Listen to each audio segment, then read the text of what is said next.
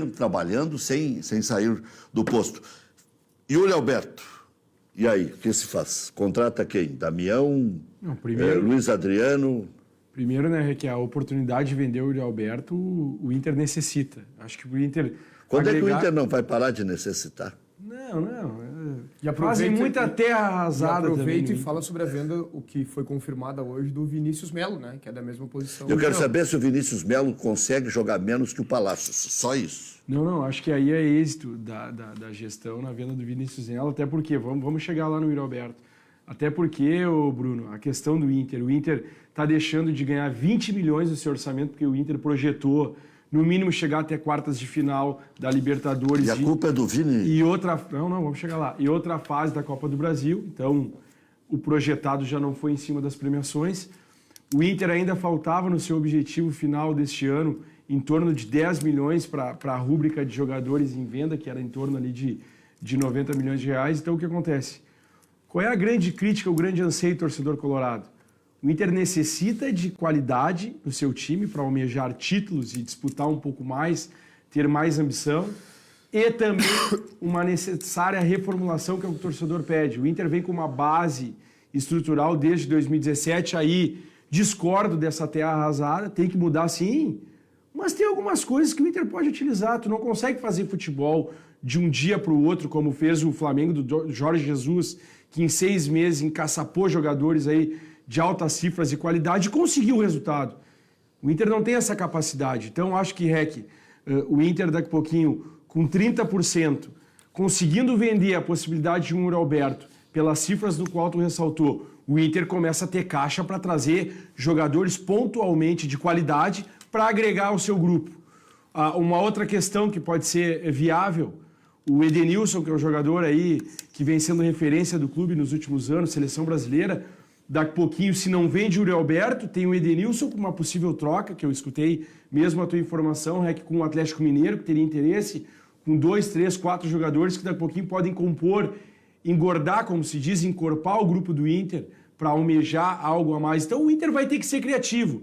Até porque o Inter perde nessa questão do discurso de projeto, daquilo que tem a proporcionar. O Inter não tem no seu portfólio uma Libertadores. Então, não é muito fácil, muitas vezes, tu trazer jogador, tu não tem uma Libertadores para disputar. O Inter vai ter que ser criativo. E não pode se fazer terra arrasada. O Lomba já saiu. Vou falar aqui como torcedor, acho que está na hora de um Dourado sair. Espero, não sei se ainda há confirmação da renovação do Lindoso. O jogador já de uma certa idade, para um clube que foi campeão aí da Copa São Paulo, campeão sub-20, daqui a pouquinho não tem um ficha 2, um volante para testar? Vamos com calma. Até então, esse Ramon que está emprestado para voltar, para ser o terceiro, quarto volante reserva. Estou falando do ficha 2, ficha 3, o Rec, não estou pedindo para ser titular. Então, assim, eu acho que titular é jogador pontual. O Inter tinha lá o interesse no Felipe Melo. Tu teria contratado o Felipe Melo? Eu teria contratado o Felipe Melo pela necessidade do grupo que o Inter tem, teria contratado o Felipe Melo. Eu não sei. Mas também... Necessidade, tu diz, em relação a psicológico, anímico? Não só isso agrega muito, sim, mas a necessidade, eu acho que um volante... O Tovar tá sem fazer nada aí. Não, eu acho que na função dele, a idade dele não compromete tanto. Entende? Como eu acho que o centroavante lá na ponta final também não compromete. Eu acho que na idade dele compromete, sim, como ala, como meia, como zagueiro. Então, eu acho que ele teria um ano de performance ainda em alto nível de futebol. Mas também não fica. Eu acho que o Inter tem que trazer um volante igual. Mas queria 2, né? Exato. Eu acho que o Inter precisa de um lateral direito. É que tu disse, ele teria 1 ano de futebol, mas ele queria 2 anos de contrato. Quem é o xerife do Flamengo? Se tu ganha um título, Bruno, no outro mês, no outro ano tu administra. A gente administrou o D'Alessandro por 10 anos sem título. Né? A gente também tem que fazer essa meia-culpa. Quem é o xerife do Flamengo? O xerife hoje do Flamengo?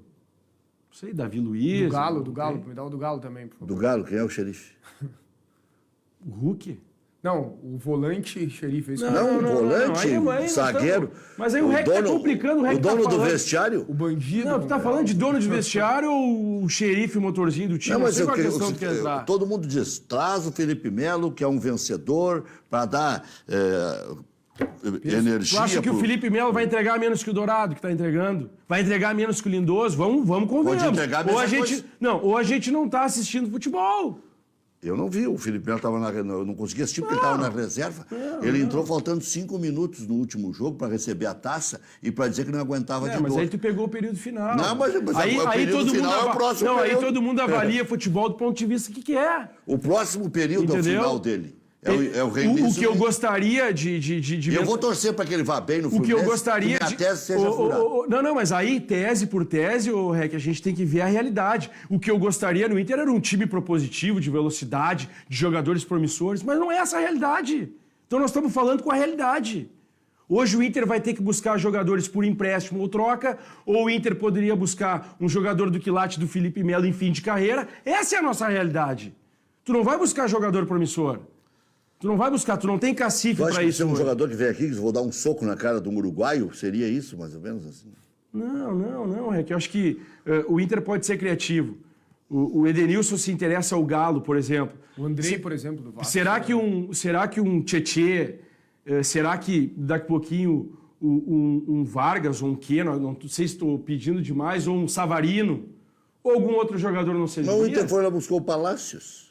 Com esse dinheiro, o Inter buscaria um desses. Nós estamos falando de um ano atrás, Rec. Aí já mudou-se o período, o Palácios não entregou o time. Mas aí o Inter buscou depois do Palácios o Paulo Vitor.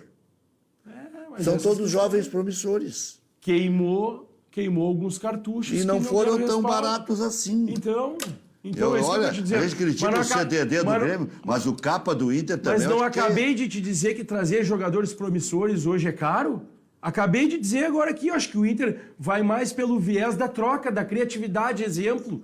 O Inter sonda o Luiz Adriano porque já está no fim de carreira, digamos, ou no fim de um ciclo no Palmeiras, e é o que serve para o Inter, como veio o Tyson. Por que no Inter não pega jogadores emergentes, como foi a política do Palmeiras há 2, 3 anos atrás? Vocês lembram de quem o Palmeiras trouxe o Keno? Lembram de que time ele trouxe o Keno? Santa Cruz. Vocês lembram de quem o Palmeiras trouxe aquele meia que está até hoje no Palmeiras, que era do Bahia? Eu esqueci o nome dele, o camisa 8. Zé Rafael. Zé Rafael? Vocês lembram? Eram jogadores promissores, destaques do Campeonato Brasileiro. Todos. O Rafael Veiga, vocês esqueceram? É desse tipo de jogador que eu estou falando. Sim, esse tipo de jogador, hoje o Inter, em questões financeiras, não tem como alçar. É isso que eu estou querendo dizer. Então o Inter vai ter que ser criativo. Agora... O Alisson das divisões de base não pode ser um desses aí? Mas aí tem que ter uma política de futebol, uma convicção plena para isso. Por que o Abel, quando chegou aqui, colocou Praxedes, Caio Vidal, Lucas Ribeiro, Heitor, que depois perdeu a posição para o Rodinei, e todos jogaram? Por quê? Tu quer que eu te responda? Por quê? Eu vou te responder, então deixa eu Yuri te responder. Alberto? Porque o Abel tem tamanho, tem cacife. Tá, e por quê? Então é por isso que ele não vem? Não, calma, porque é por o isso que ele não Abel... vem. É medo que dê certo? Não, porque o Abel administrava o vestiário. Nós trouxemos o Diego Aguirre, eu gosto de falar e usar essa palavra, status quo. O Diego Aguirre veio aqui para fazer a manutenção das coisas. O Diego Aguirre não trouxe nada de novo. Não é verdade isso? Não. Não é verdade isso? Não é verdade. Eu estou concordando. Ah, tá. Então, não trouxe nada de novo. Eu vou discordar só 80%. Então eu estou te respondendo por que um treinador do tamanho do Abel, ou por que um treinador tem essas características, promove jogadores como promoveu o Praxedes naquele momento, Caio Vidal, entre outros. A filosofia e a política do Diego Aguirre, em conjunto ao departamento de futebol, não foi essa. Foi contemplar aquilo que já se tem. Mas aquilo que já se tem, a gente sabe o resultado.